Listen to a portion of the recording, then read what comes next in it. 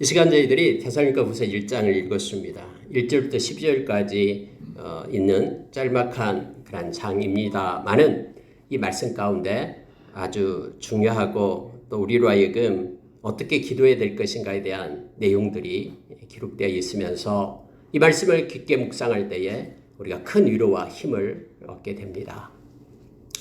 여러분, 데살로니가는 우리가 바울 사도가 2차 전도 여행 때 그곳에서 약 3주 정도 머물렀다 그랬죠. 사도행전 17장에 보면은 데살로니가가 나옵니다. 바울 사도가 너무나 그곳에서 있으면서 핍박을 받았어요.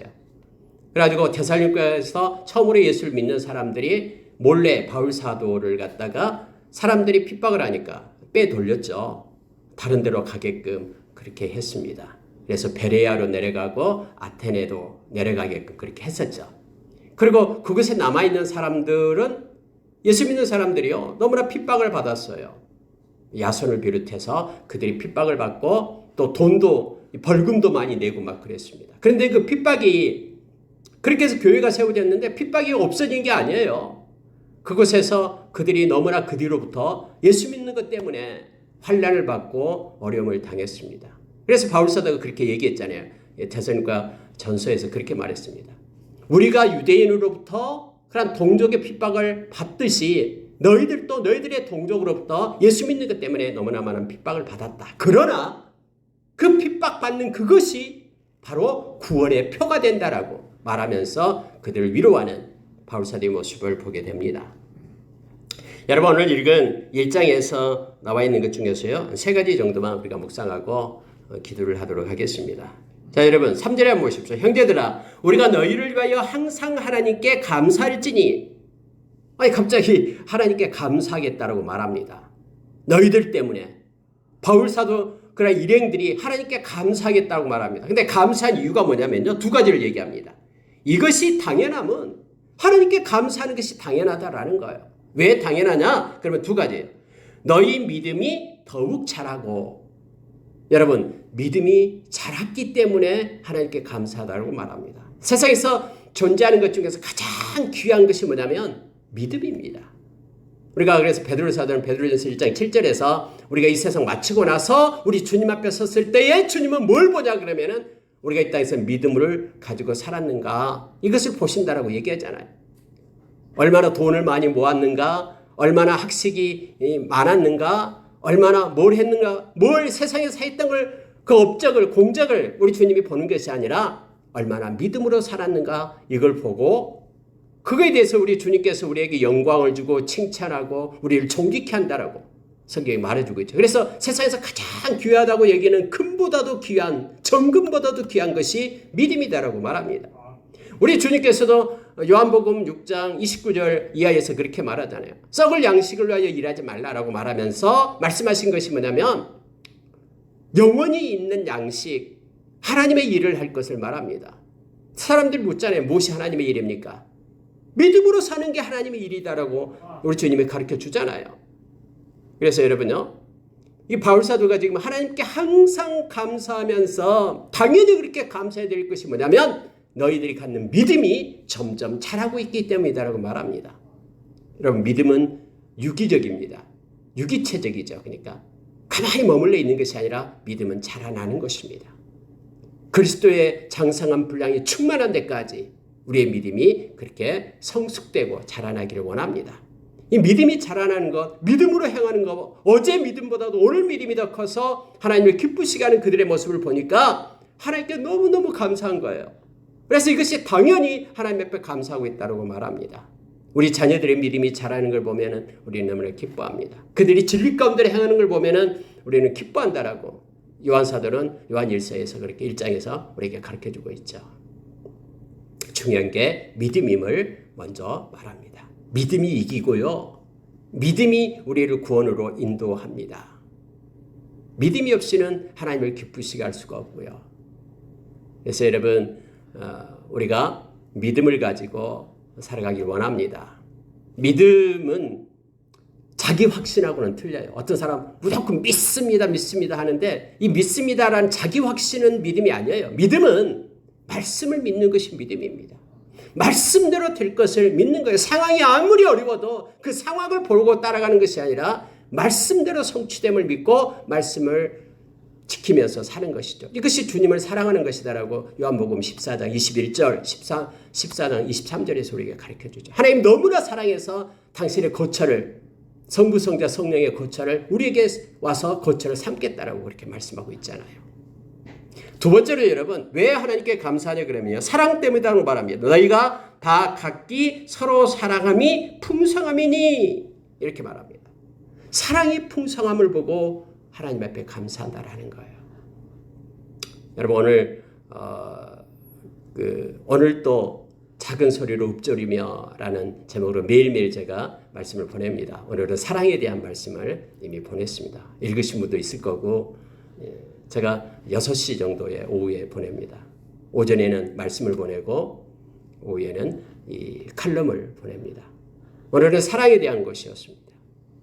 여러분, 하나님의 사랑이 우리 가운데 없으면요, 우리는 하나님을 믿는 이들이 아니에요.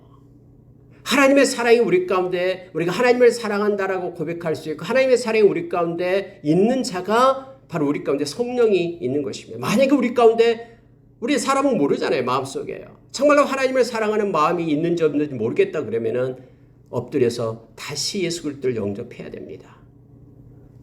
로마서 5장 5절에서 우리 안에 있는 성령님께서 우리 가운데 하나님의 사랑을 부어주기 때문이다라고 말합니다. 그래서 이 사랑을 가지고 하나님을 사랑하고, 하나님이 주신 이 사랑을, 먼저 사랑해 주신 그 사랑을 가지고 형제를 사랑하고 자녀를 사랑하고 원수까지도 사랑하고, 그렇게 하라라고 지금 성경 우리에게 말씀해 주고 있죠. 그런데 데살로니가 그들을 보니까 사랑이 점점 풍성해지는 거예요. 여기서 성경이 말하고 있는 것이요, 이렇게 말하고 있는 것입니다. 말씀을 보니까 서로, 그러니까 각기 서로 사랑함이 풍성함이니, 우리 주님께서 이 세상 떠날 때 서로 사랑하라라고 새 계명을 주었잖아요. 서로 형제 사랑이 더 풍성해진다라고. 이걸 볼 때 우리 하나님께 당연히 감사한다라고 말합니다. 예수 믿는 사람들이 서로 사랑할 때 이것이 우리의 이름표다라고 말합니다. 예수의 제자의 이름표, 우리의 표찰이에요. 이것이 표식이 됩니다. 정말로 저 사람은 예수의 제자라는 그 이름표가 뭐냐면은 형제들이 서로 사랑하는 것이다라고 말하고 있는 것이죠. 근데 데살로니가에 있는 그 형제들이 비록 짧은 기간 동안 말씀을 받았지만은 그 말씀 붙잡고 서로를 사랑하는 걸 보니까 너무너무 하나님께 감사한다라고 말하고 있는 것입니다. 믿음과 사랑을 보고 감사하는 것입니다. 그런데 또 한 가지가 있습니다. 자, 4절을 보십시오. 그러므로 너희가 견디고 있는 모든 박해와 환난 중에서 너희 인내와 믿음으로 말미암아 하나님의 여러 교회에서 우리가 친히 자랑하노라. 너희들의 인내를 보니까, 인내와 그 믿음 보니까 너무 좋아서 많은 교회들에게, 많은 하나님을 믿는 사람들에게 친히 자랑하고 있다고 말합니다. 이야, 대단해. 저들이 환난 중에서도 말씀 붙잡고 견디는 걸 보니까, 믿음으로 일어서는 걸 보니까 너무너무 감사한 거예요. 그래서 이게 자랑이 되었다라고 말하고 있는 것입니다. 세 가지 것을 자랑을 하면서 하나님께 감사하고 있다라고 지금 말하고 있어요. 믿음이 점점 자라는 걸 보니까, 서로 사랑하는 그 사랑의 풍성함을 보니까, 어떤 환난과 핍박 중에서도 그들이 견디며 하나님의 말씀을 따라 믿는 자로 서니까 너무너무 자랑이 되고 감사하다라고 바울 사도는 그렇게 말하고 있습니다. 여러분, 우리가 세상을 살아갈 때에 우리에게 핍박이 있습니다. 우리가 세상에 속하지 않았다고 해서 세상이 우리를 사랑하지 않거든요. 그런데 여러분, 우리 하나님께 속한 자고요. 하나님이 모든 것이 합력하여 선을 이룹니다. 그리고요, 오늘 성경은 두 번째로 이렇게 말해주고 있는데, 자, 5절 한번 보시기 바랍니다. 자, 핍박을 받고 박해와 환난이 있을 때 우리가 인내를 합니다. 그런데 우리에게요, 이 박해가 없고 핍박이 없다 그러면은 우리가 세상에 속한 자인가 우리는 한번 의심을 해봐야 돼요. 하나님께 속한 자인지. 자, 보세요. 하나님의 공의로운 심판의 표요, 너희로 하여금 하나님의 나라에 합당한 자로 여김을 받게 하려 함이니 그 나라를 위하여 너희가 또한 고난을 받느니라.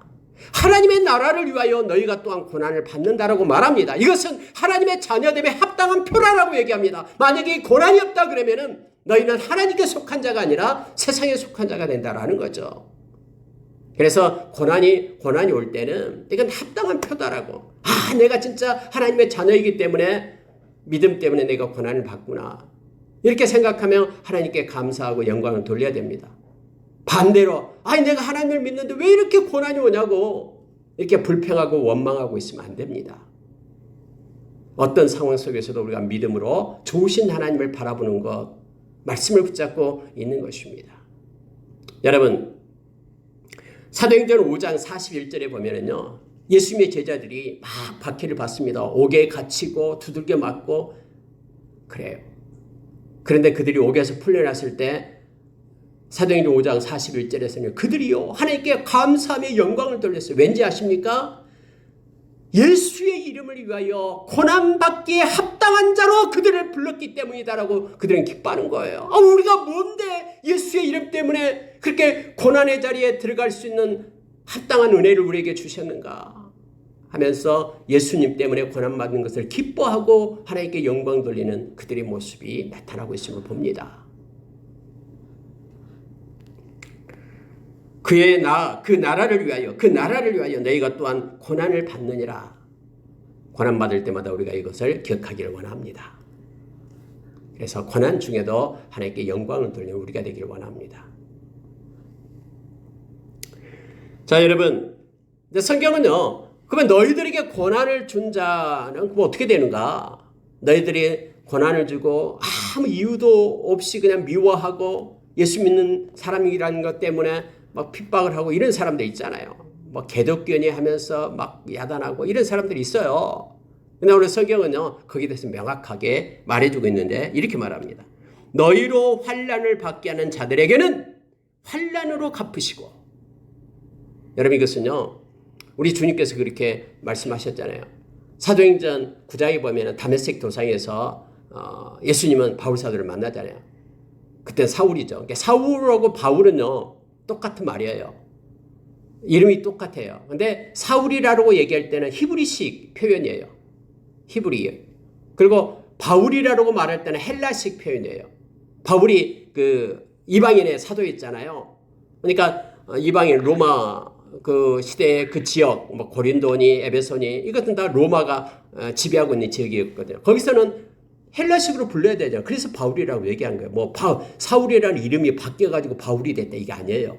똑같은 말인데 유대인들은 그냥 사울이라고 부르고 이방인들은 바울이라고 부른 것입니다. 어쨌든 예수님께서 사울아 네가 왜 나를 핍박하느냐? 주여 니시니까 그렇게 묻잖아요. 네가 핍박하는 예수다.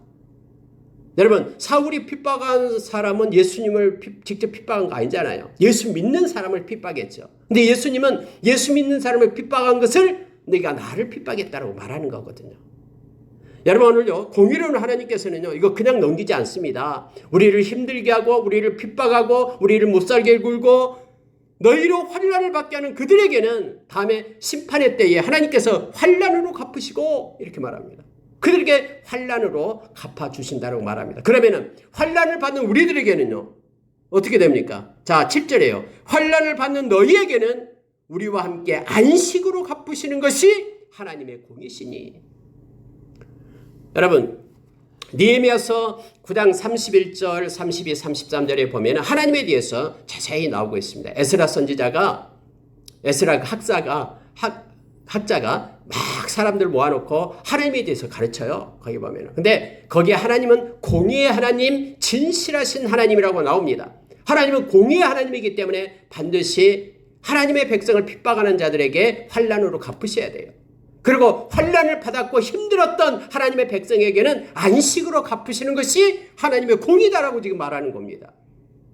하나님은 반드시 심판하셔요. 로마서 14장 10절에서 하나님의 심판대가 있습니다. 그 행위대로 갚겠다라고 말씀을 합니다. 고린도후서 5장 10절에서 그리스도의 심판대라고 얘기합니다. 뿐만 아니라 여러분, 요한계시록 20장 10절 이하에서는 백보자 심판이라고 얘기합니다. 여러분, 우리가 예수님께서도 그 말씀을 하시잖아요. 마태복음 16장 27절에서 어떤 말씀을 하냐면요, 예수님께서 이제는 천군 천사들과 함께 오시겠다고 말합니다. 여러분, 마태복음 16장 거기에는 16절 이하에서 보면은 베드로 사도가 주는 그리스도시요 살아계신 하나님의 아들입니다. 이렇게 고백을 하니까 예수님께서 칭찬했잖아요. 바요라 시몬아, 이걸 알게 한 것은 하나님이다. 그러면서 반석 위에 내 교회를 세우겠다. 음부의 권세가 패하지 못할 것이다. 그러고 말하고 나서 예수님께서 내가 이제 십자가에 죽게 될 것이다 라고 말을 하니까 베드로가 짠 나타나더니 주여 그럴 수 없습니다. 우리가 주님을 죽도록 내버려 두지 않겠습니다 라는 거예요. 그러면서 안심하십시오 이런 식으로 얘기하니까 예수님 뭐라고 얘기합니까? 사단아 내 뒤로 물러가라 라고 얘기하죠. 네가 하나님의 일을 생각하지 않고 사람의 일을 생각한다 라고 말씀하시면서 예수님이 이 말씀을 하는 것이에요. 나를 따라오는 자는, 나의 제자들은 자기를 부인하고 자기 십자가를 지고 나를 따를 것이다.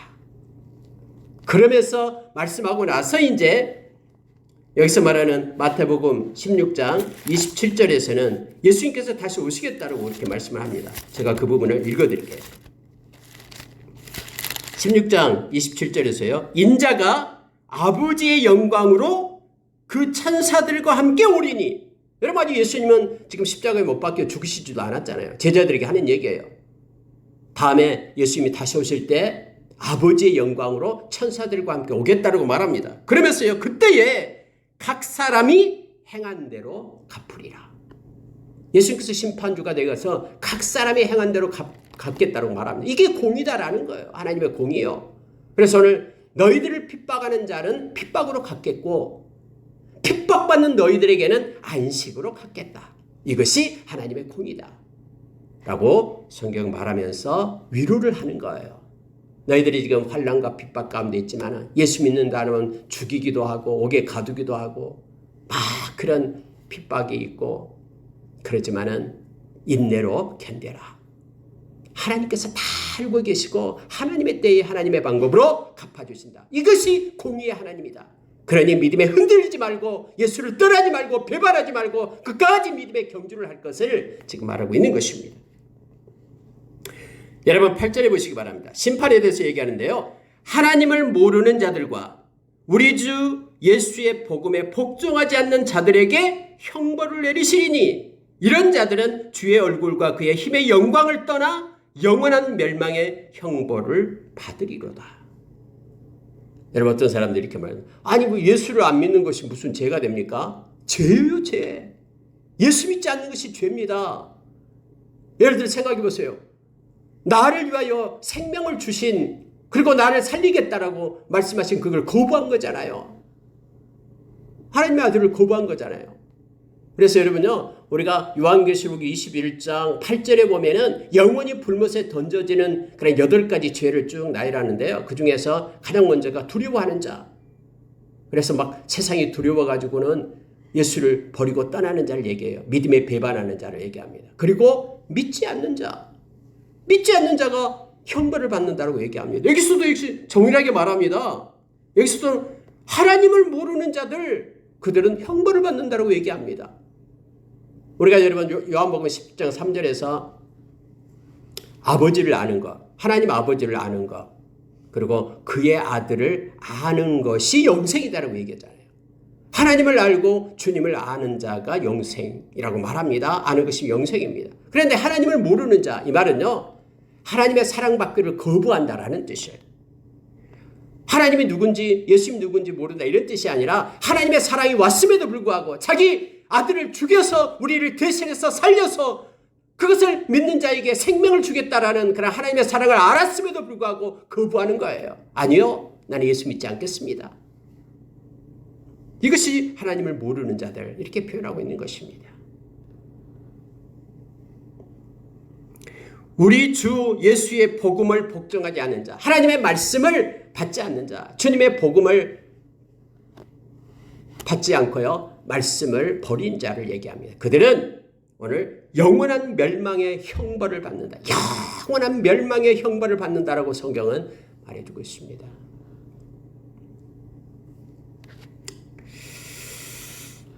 그날에 그가 강림하사 그의 성도들에게 자들에게서 영광을 받으시고 모든 믿는 자들에게서 놀랍게 여김을 얻으시리니 이는 우리의 증거가 너희에게 믿어졌습니다. 주님은 반드시 오십니다. 사람들은 어제 하늘과 오늘 하늘이 똑같다고 무슨 앞으로도 똑같을 건데 천년 전에도 똑같았고 하늘이 그대로 있는데 무슨 예수님이 오냐라고 그렇게 조롱하는 자들이 있다라고 베드로 사도는 베드로후서 3장에서 우리에게 가르쳐줘요. 그러나 베드로 사도는 이걸 얘기합니다. 처음부터 천지가 하늘이 있는 것 아니다. 하나님께서 말씀으로 하늘을 창조했고 산을 창조했고 공기를 창조했고 너희 눈에 보이는 모든 것들을 창조했다. 말씀으로. 그렇게 말씀으로 창조하신 하나님께서 이제 말씀으로 말한다라고 말합니다. 주님이 강림하시겠다. 오시겠다라고 말한다라고 얘기합니다. 말씀했기 때문에 주님은 오신다라고 얘기합니다. 여기서도 여러분 주님은 반드시 강림합니다.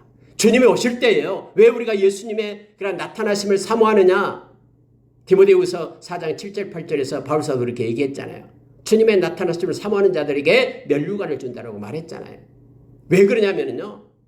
오늘 그렇게 가르쳐주고 있습니다. 성도들에게서 영광을 받으시고 그리고 믿는 자들에게서 놀랍게 여김을 받으시게 된다라고 말합니다. 주님이 오실 때요. 많은 히로님은 하나님의 백성들이 예수님의 보혈로 빨아서 히로님은 회개한 하나님의 백성들이 마라나타 주 예수 오시옵소서 하고 찬양하는 경배하는 그런 때가 있습니다. 주님 오실 때요.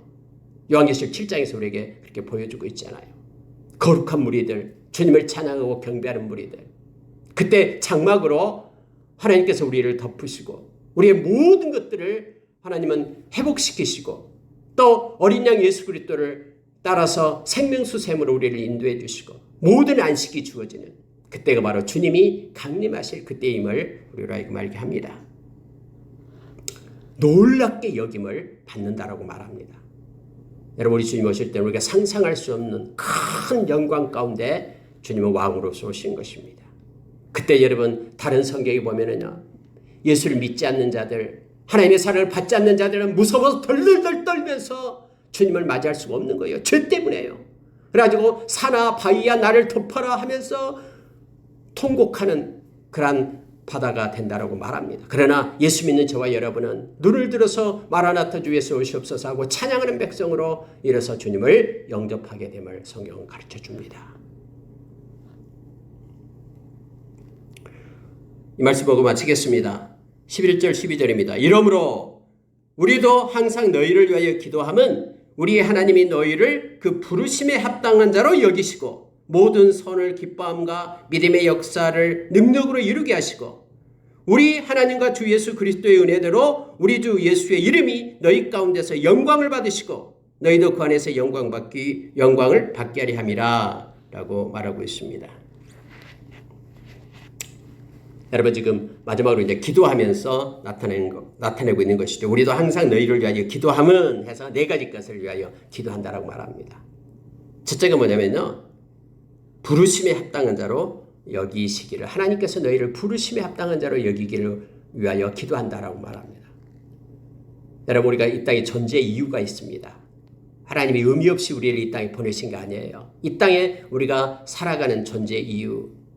그래서 여러분 우리가 에베소서 1장 17절 이하에서는 지혜와 계시의 영을 우리 가운데 주사 우리로 하나님을 알게 하시고 마음의 눈을 뜨사 부르심의 소망이 무엇인지를 깨닫게 해주십시오라고 기도하잖아요. 부르심에 합당한 자. 여러분 하나님께서 저와 여러분을 당신의 자녀로 불러주셨습니다. 그 부르심에 합당한 자로 우리가 설 것을 하나님이 정말로 내가 그를 불렀기 때문에 부르심에 합당한 자로 그들이 세워질 것을 테살로니가 교인들이 세워질 것을 위하여 기도한다라고 지금 바울 사도는 말하고 있는 것입니다. 여러분과 제가 부르심에 합당한 자로 서기를 원합니다. 저와 여러분은 하나님의 자녀입니다. 하나님의 자녀예요. 이 모든 우주 만물을 만드시는 분이 우리 하나님이십니다. 우리 아버지십니다. 그래서 하나님의 자녀답게 이 세상을 살아가는 자, 부르심에 합당한 자가 되기를 원합니다.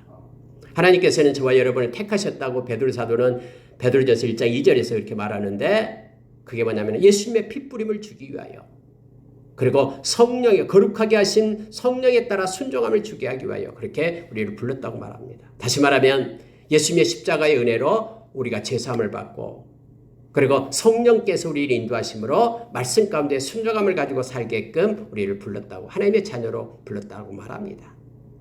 우리 하나님의 자녀답게 합당한 자로 우리가 서기를 원합니다.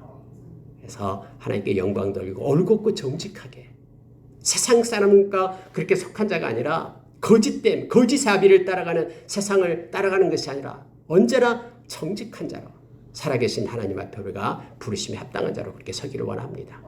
저와 여러분은 기도자로 하나님의 찬송이 되기 위하여 불렀다라고 이사야서 43장 21절에서 말합니다.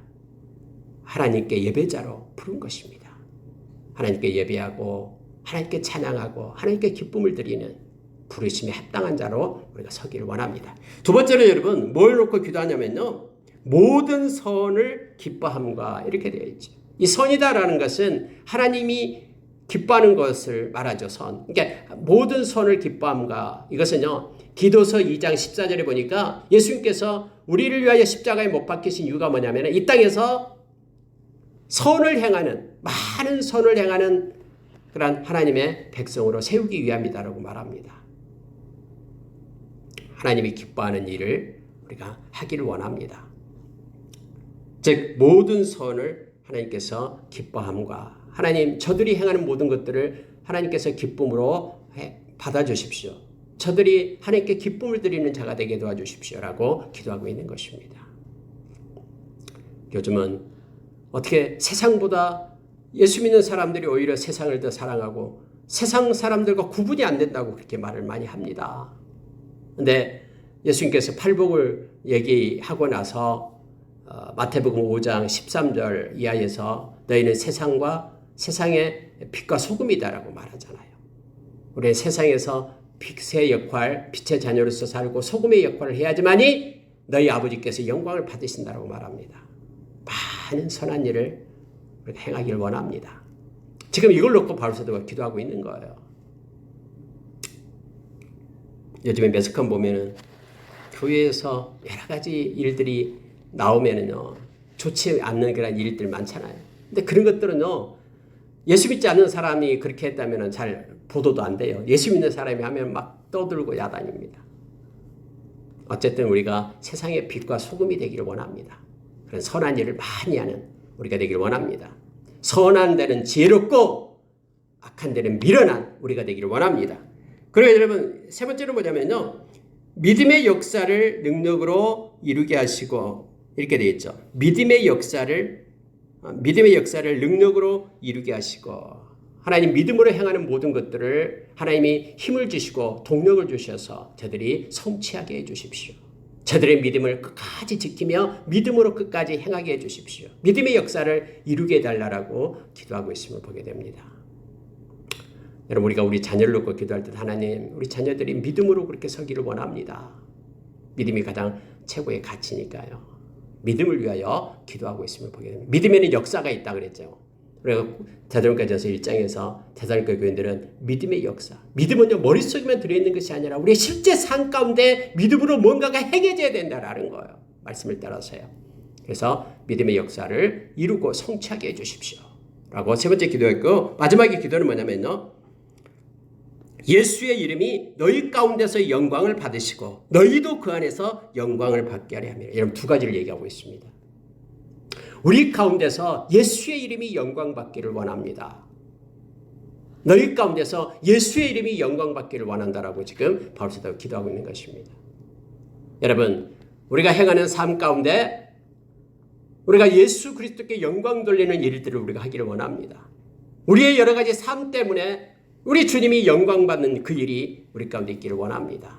그리고 또한 여러분 이것도 있어요. 너희도 그 안에서 영광을 받게 하려 함이라. 너희도 그 안에서 예수 안에서 영광을 받는다라고 얘기합니다. 우리가 여러분 예수님을 높이고 하나님을 높이고 하나님께 영광을 돌리면요. 우리도 예수 안에서 하나님의 영광 가운데 거할 수가 있습니다. 그렇게 돼요. 여러분 우리가 잘 알다시피 요한복음 14장 6절에서 나는 길이요 진리요 생명이니 나로 말미암지 않고는 아버지께로 올 자가 없다라고 말하잖아요. 그러면 아버지께로 올 자가 없다.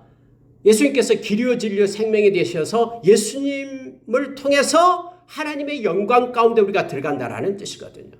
우리가 예수 안에서 하나님의 영광 가운데 머무는 거예요. 예수 안에서 예수님의 영광 가운데 우리가 함께 연합된 자로 서게 되는 것입니다. 다시 말하면 우리가 삶 가운데 우리 주님께 영광을 돌리는 삶, 예수님의 영광을 내 것으로 가로채지 말고 마치 예수님이 받아야 될 마땅할 그런 영광을 내 것으로 가로채서 자기가 영광 받지 말고 먹든지 마시든지 무엇을 하든지 하나님께 영광을 돌리는 우리가 될 때에 우리도 역시 그 예수 안에서 영광스러운 자리에 함께한다라는 것을 성경은 지금 가르쳐주고 있는 것입니다. 말씀을 마치겠습니다. 바울 사도는 마지막으로 너희를 위하여 기도한다라고 말하면서 부르심에 합당한 자로 세워지기를, 그리고 모든 선을 행하는 하나님의 백성이 되기를, 그리고 믿음의 역사를 성취하기를, 그리고 무슨 일을 하든 하나님께 우리 주님께 영광 돌린 자가 되기를 위하여 기도하고 있습니다.